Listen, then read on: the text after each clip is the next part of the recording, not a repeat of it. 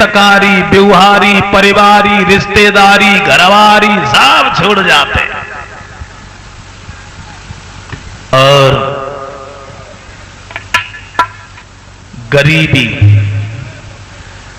गरीबी का आनंद तो वही जानते हैं जो उस गली से निकल के आए। उस गली से हम खुद ही घूम के आए हैं। गरीबी वाली गली में हमने देखा है कि गरीबी की गली में कितने कांटे हैं। मैंने स्वयं देखा है। आज से 15 साल पहले जो हमारा था वो भी हमारा नहीं था। आज जो हमारा रिश्तेदार है वो भी है और जो नहीं है वो भी है। आज सब अपने। लेकिन आज से 15 साल पहले जो खुद का अपना था वो अपना बताने के लिए तैयार नहीं था।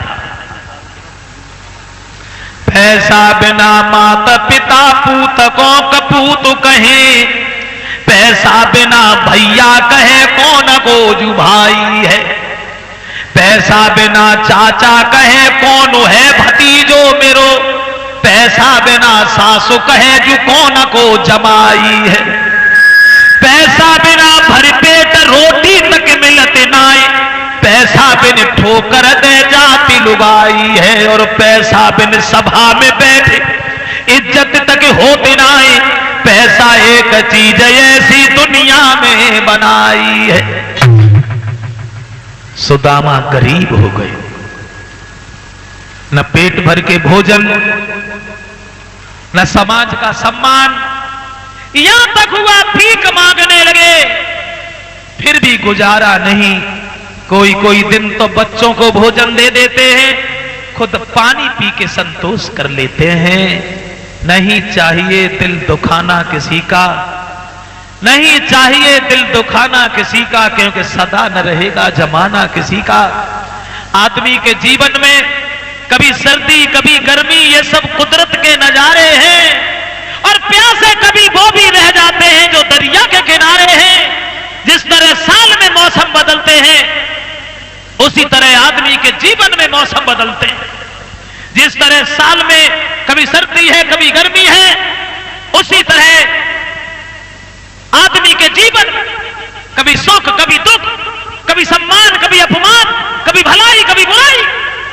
हर आदमी के जीवन में सदा दिन एक से किसी के न गुजरते देखे, सदा दिन एक से किसी के न गुजरते देखे, इंसान दुनिया में चढ़ते उतरते देखे।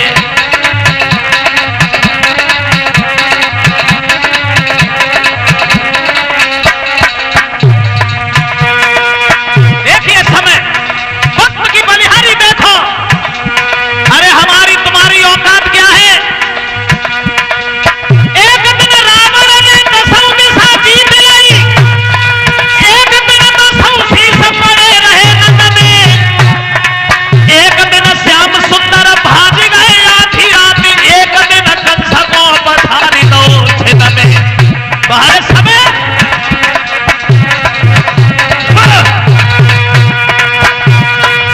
एक दिन अर्जुन ने महाभारत जीत लो, और एक दिन गोपिका टूट गई पद में।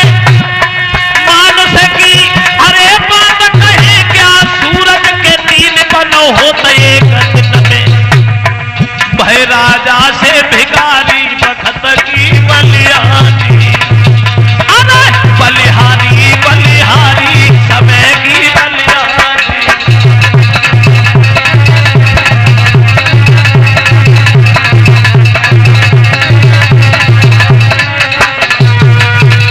वो ब्राह्मण सुदामा इतने गरीब हो गए कि किसी के सामने खड़े होने में भी इज्जत नहीं, बैठने में भी इज्जत नहीं, भीख मांगते हैं। दर दर बेचारे द्वार द्वार दाता दाता चिल्लाते हैं, पर किसी रोज भी जी भर के पे आटा दाल न पाते हैं।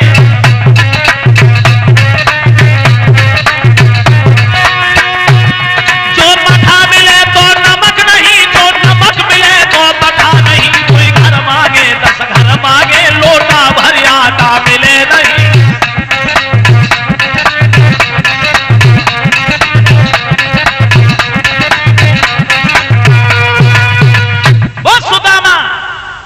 कुछ नहीं मिलता। एक दिन उनकी पत्नी ने उनसे कहा, महाराज तुम वहां कभी किसी के साथ बुरा नहीं किया?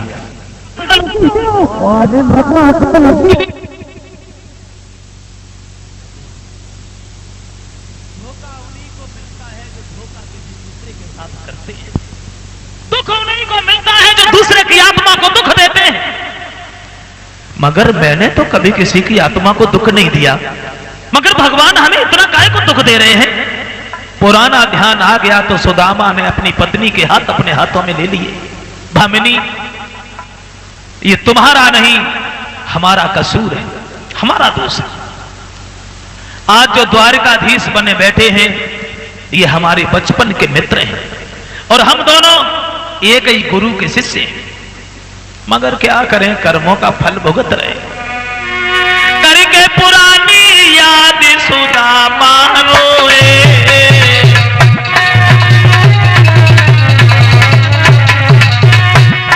भद्रे एक दिन गए लेन लकड़ी, गुरु मैया ने चना गए। मोह से नीच निठुर ने प्यारी अकेले चाविले। मोहन ने पूछी का खाए रहो, मैंने उलटे जवाब दे। ताई पाप से ओ प्यारी हमनी न गरीब भये।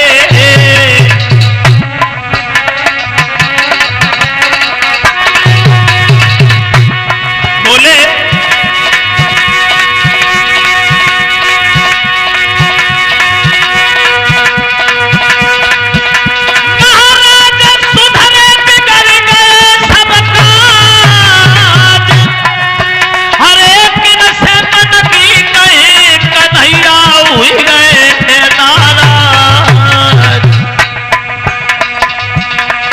दुल्हनिया कैसे जीवन कटे, रूठ गए हमसे बनवारी।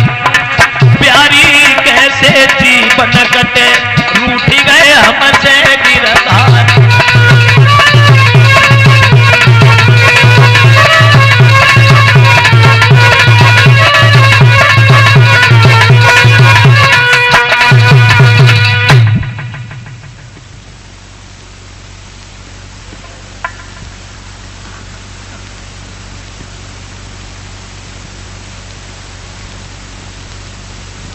जब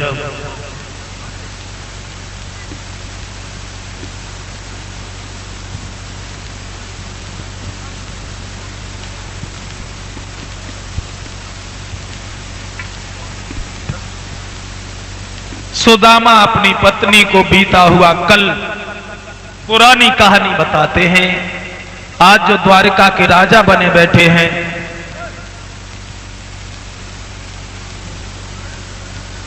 देखो फोटो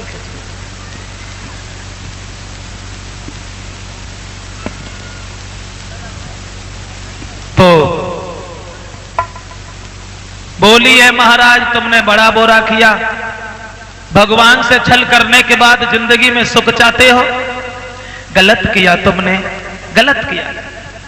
इसलिए मैं तुमसे एक विनती करना चाहती हूं, तुम दीन बंधु की शरण में चले जाओ। धन मत मांगना, उनसे दौलत नहीं मांगना, केवल भूल की माफी मांग लेना, इतना बहुत है। चले जाओ महाराज, कृष्ण के द्वार पे चले जाओ। कहने लगे, भामिनी अब मैं कहीं नहीं जाऊंगा, और जाऊंगा तो कैसे मुंह दिखाऊंगा उन्हें, मैं तो उनके सामने खड़े होने के लायक नहीं रहे।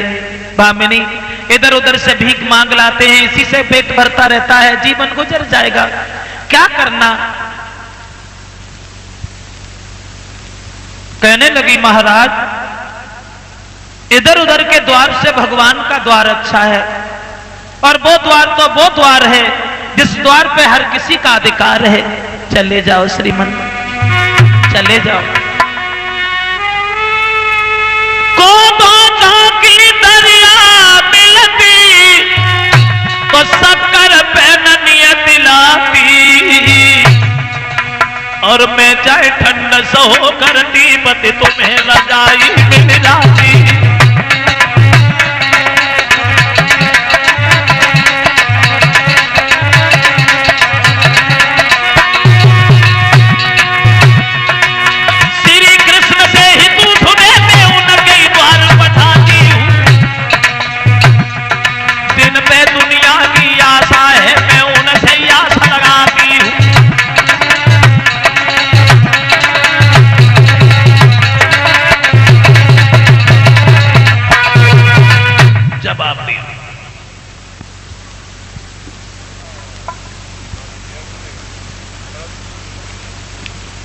इधर देखो, हो गया।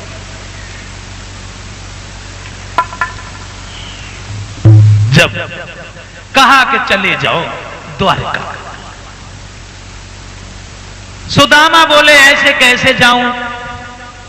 अरे गुरु के घर, पिता के घर और मित्र के घर कभी खाली हाथ किसी को नहीं जाना चाहिए, कुछ न कुछ लेके जाना चाहिए।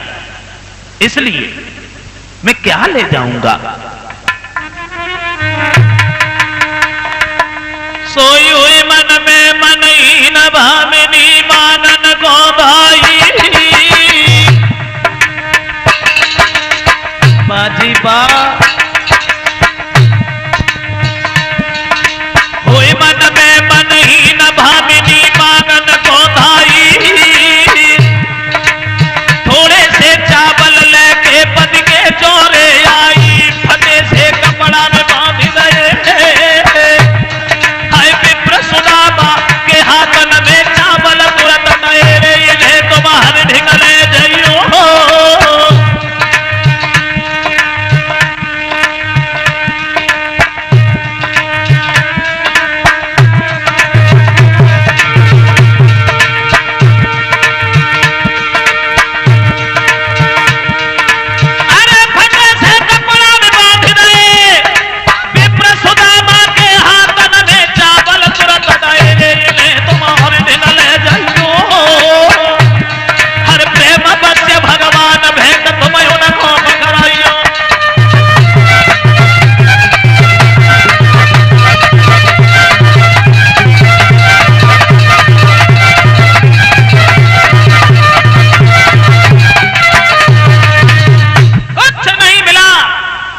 दो तीन मुट्ठी चावल मिल गए, बोई ला करके अर्धांगिनी अपने पति को फटे से कपड़ा में बांध करके पकड़ाती है, हाथ जोड़ के कहती है भगवान ये चावल लिए जाओ, भगवान को भेंट में देना, कहना तुम्हारी भाभी ने तुम्हें बुलाया है। घनश्याम सो नमस्ते कहियो, उन्हें संगई बुलाई ले, घनश्याम सो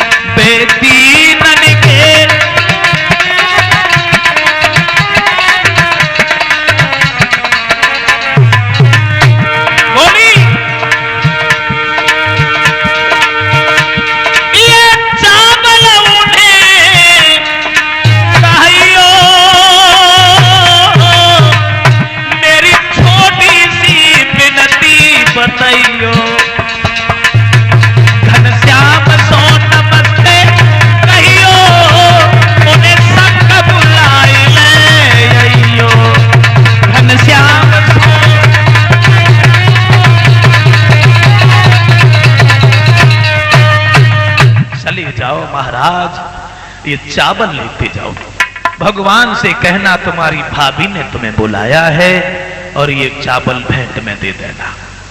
आज दीन ब्राह्मण सुदामा बचपन के मित्र से मिलने हेतु चावल उठा करके सोटा बगल में दबा करके चल देते हैं। ओहो क्या दशा है जब सुदामा चले हैं, पाए बिमाई फटी विप्र के नंगे पाए न धाए, पाए बिमाई फटी विप्र के नंगे पाए न धाए। चलते चलते आज सुदामा महान वन में आए, पेड़ तले गए बैठे सुदामा गोविंद के गुण गाए, और अब द्वारों छोड़ कन्हैया तेरे द्वार पे आए। अब सुन ले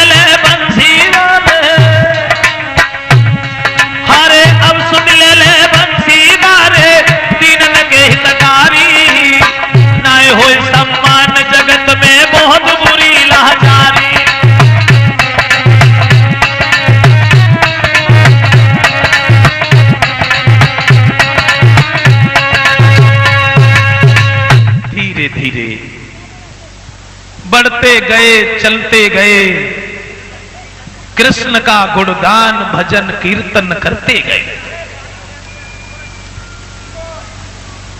पहुंच गए द्वारिका में।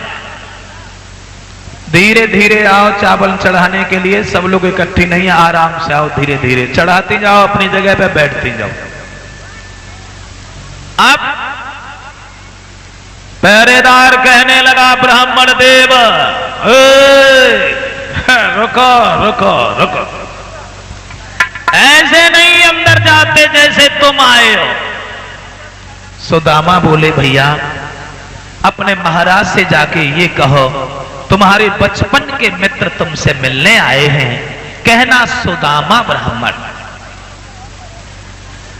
दूसरा पहरेदार बोला यहीं खड़े रहो, हम गए और अभी आए।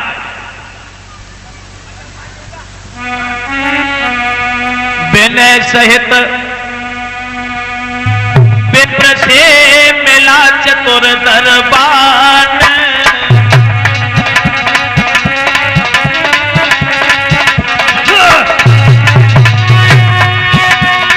मोहन से कहने लगो हे तीन बंधु भगवान। पहरेदार भगवान से बोला है द्वारे पर धारो एक विप्र, घर का कुछ नहीं ठिकाना है, तो बटिया मैली धोती है बको मुड़ता फटा पुराना है।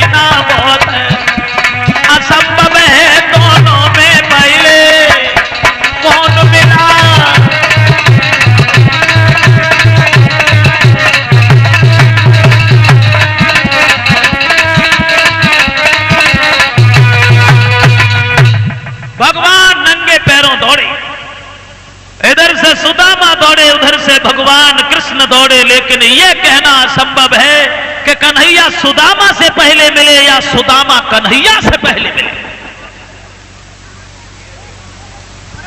आराम से, बिसात खाने की दुकान ना लगी है, धीरे धीरे चढ़ाओ, बैठ जाओ, धकियाती का एक दूसरे। सुदामा की जेठ भर ली भगवान ने लेके सिंहासन पे बिठा दिया। पुराना ध्यान आ गया तो भगवान की आंखों में आंसू बह आए। देख सुदामा की दीन दशा, करुणा करके करुणा निधि रोए, हाय महादुख पाए सखा, तुम आए इते न किते दीन खोए। सुदामा की दशा देख के भगवान रोने लगे, लेकिन सुदामा कन्हैया के ठाठ देख के जो चावल भेंट में देने के लिए ले गए थे, वो चावल और भीतर दबा गए। वाह भाई वाह, ये तो बहुत बड़ा राजा हो गया, इसे चावल कैसे देंगे भेंट में? छोड़ो, नहीं देंगे, जैसे लाए वैसे ही लौटा ले जाएंगे। कन्हैया पूछने लगे सुदामा भैया, मेरी भाभी ने मेरे लिए कुछ भेजा है क्या? सुदामा बोले 6-6 दिन घर में भोजन नहीं बनता, क्या रखा था तुम्हारी भाभी के पास जो भेज देती? कन्हैया बोले इसका मतलब है कि पुरानी आदत में अभी तक कोई सुधार नहीं है। झपटा देके चावलों की पोटली छीन ली, ऐसा ही नहीं,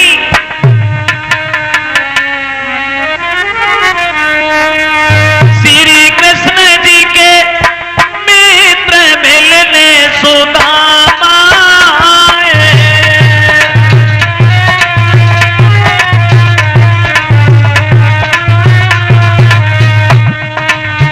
बैठती जाओ, चावल चढ़ा के बैठती जाओ, ये चावल फेंको नहीं।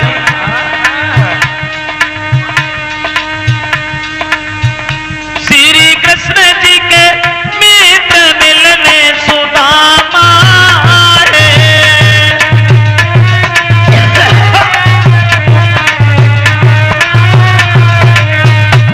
पहली मुट्ठी भर लेनी, सामरिया भर लेनी।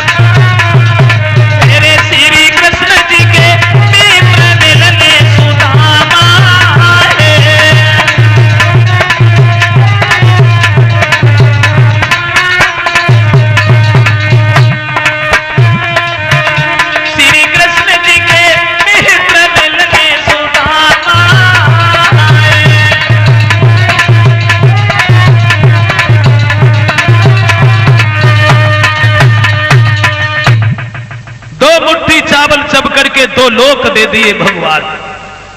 तीसरी मुट्ठी चावल चबने को तैयार हुए तो रुक्मिणी ने कलाई पकड़ ली। ठहरो, हाय ये क्या हो रहा?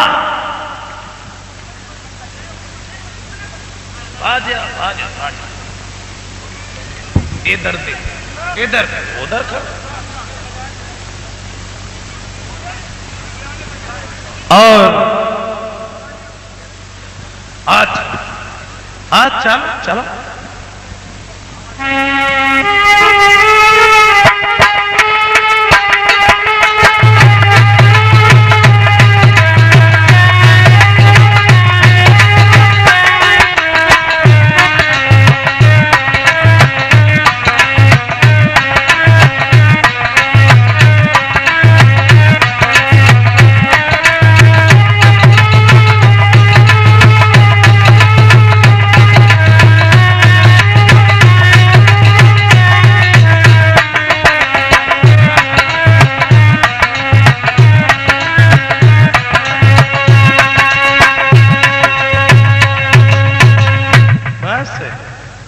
इतना होता है खेचती बाएं पकड़े पकड़े। तो जब दो मुट्ठी चबने के बाद 2 लोक दे दिए, तीसरी मुट्ठी चावल चबने को तैयार होते हैं तो रुक्मिणी कलाई पकड़ लेती है। महाराज, एक भिखारी को 3 लोगों का राजा बना रहे हो और खुद भीख मांगने की इच्छा बन गई क्या? भगवान बोले, रुक्मिणी गलत किया तुमने, बुरा किया। आओ हमारे संग चले हो।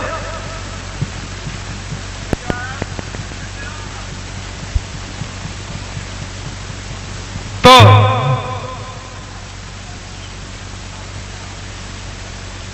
विश्वकर्मा से भगवान ने कहा, जाइए जिस तरह द्वारिका बनी है उसी तरह द्रविड़ देश में सुदामा की झोपड़ी की जगह पर बढ़िया बढ़िया महल बनाइए।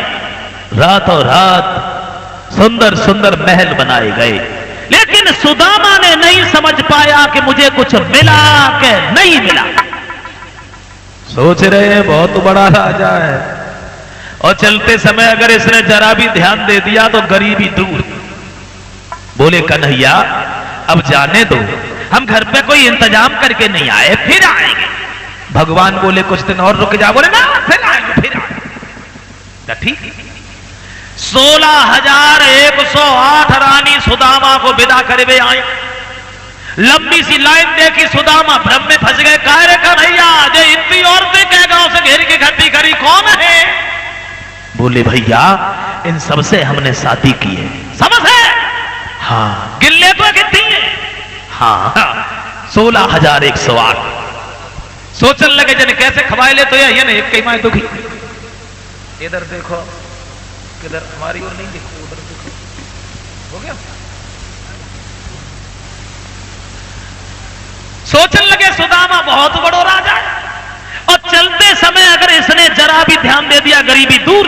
लेकिन लंबी लाइन देख के सुदामा और विचार करने लगे, वाह भाई वाह, जाके बहुत औरतें कैसे खवाए ले तू। चलो बड़ो परिवार है, और चलते समय सबने ज्यादा ना 5-5 रुपया भी दक्षिणा में दे दिए तो पैसों का ढेर लग जाएगा, गरीबी दूर है। बड़ो परिवार जाए थे अच्छे। सबसे पहले आई। आप तो कभी नहीं आते हो, कभी कभी घूम जाया करो, आपका ही घर है। नमस्ते। बे हाथ नहीं गए, देखत रह गए, बे कछु दे ही ना गई। जामवंती आई, जवाब दिया, अब की बार जब आओ बच्चों को भी लेके आना, अकेले नहीं आना। नमस्ते। बेऊ चली गई। सुदामा झुझलाए गए बिना मतलब कि नमस्ते नमस्ते नमस्ते, दक्षिणा में चूहन्नी ना है।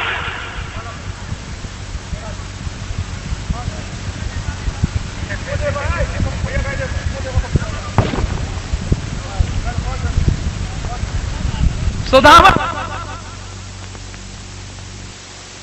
पराए घर में माखन खा खाए तो बड़ो गाओ, यानी कब को भूखो बैठो 2-3 मुट्ठी चावल लाए, सो चबी लाए, जाने का सुदा हो ही ना।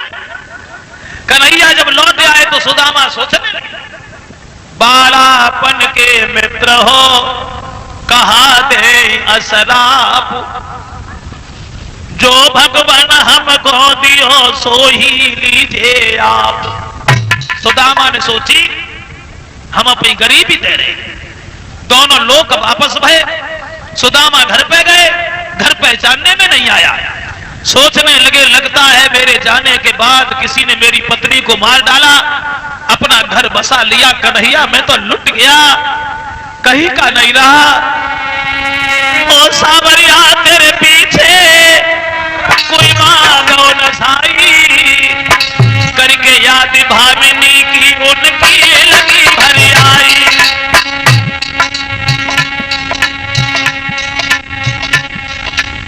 ऊपर से आवाज तबई भामिनी ने गदा लगाई, पकड़िया गुड़िया सिरियन सिरियन ले गई अटा चढ़ाई। तो पत्नी को पहचाना, तुम यहाँ, ये घर किसका है? बोली सब तुम्हारा है। सुदामा सोचने लगे, दीन बंधु कितना निर्दयी निकला मैं, चलते समय भी तुमसे सीधे नहीं बोला, मगर तुमने मेरे साथ क्या किया है, क्या किया है मुरलीधर?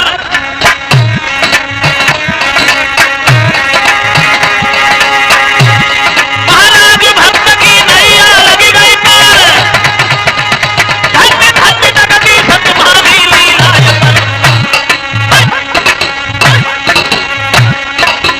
कर ले भजन भगवान का नुकसान नहीं होगा, यार से मुलाकात वो है रात नहीं होगा, कर ले भजन भगवान का नुकसान नहीं होगा। इस तरह दीन ब्राह्मण सुदामा की गरीबी को भगवान ने दूर किया। आओ और आगे थोड़े से बढ़े। भागवत का जहां 7वां दिन था, तक्षक नाग जिंदा होकर के परीक्षित को डसने के लिए भागा। परीक्षित के गुरु धनवंतर 1400 चेला लेकर के परीक्षित को जिंदा करने भागे। रास्ता में दोनों मिल गए। तक्षक कहने लगा धनवंतर से, गुरुदेव कहां जाने लगे? बोले हम परीक्षित को जिंदा करने जा रहे हैं। बोले हम डसने जा रहे हैं। मतलब पूरी बात सुनो, क्या तुम उन्हें जिंदा कर सकते हो? बोले बिल्कुल बिल्कुल, जहां तक मेरी नजर पहुंच जाती है बहुत तक चैन नहीं रहता। समझ गए?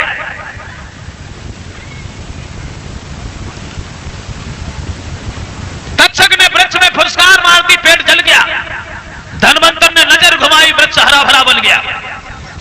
तक्षक सोचने लगा परीक्षित को बाद में, पहले धनवंतर को समेट ले। धोखा दे गया। सोटा बन के रास्ता में लेट गया। सोटा समझ के धनवंतर ने उठा लिया, कंधे पे रखा। मौका पा करके तुरंत ही तक्षक ने धनवंतर को पीठ में डस लिया। धनवंतर अपने 1400 चेलों से बोले, बेटा मेरे साथ तो धोखा हो गया, पीठ के ऊपर हमारी नजर नहीं पहुंचेगी इसलिए जहर नहीं उतरेगा। चेला रोने लगे, गुरुजी कोई उपाय है जिससे तुम बच जाओ? बोले हाँ, उपाय इतना है कि हमें जमीन में गाड़ दो, 3 महीना ढांक बजाओ। चेला रो रहे हैं, गुरुजी को जमीन में गाड़ दिया, ढांक बजाने लगे। तक्षक फिर पहुंच गया। क्या हो रहा? काय को चिल्ला रहे? अरे सुनो ना, क्या हो रहा? चेलों ने नहीं सुना, ढांक बजाने में लगे रहे। हरी मीठी बोली कोई लगी, सुन कौआ रे, मीठी बोली कोई लगी, सुन कौआ रे, जगह बनो करियो।